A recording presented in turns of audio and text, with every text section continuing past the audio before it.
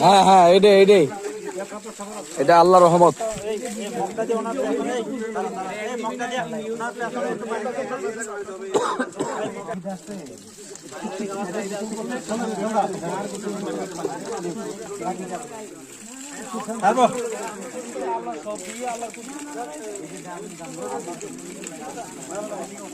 জি এখান থেকে কথা বললে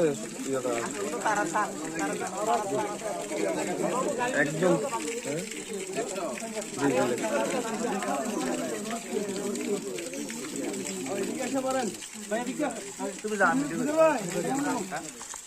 ভাই সবাই একটু সাড়ে মতো ধরুন ভাই।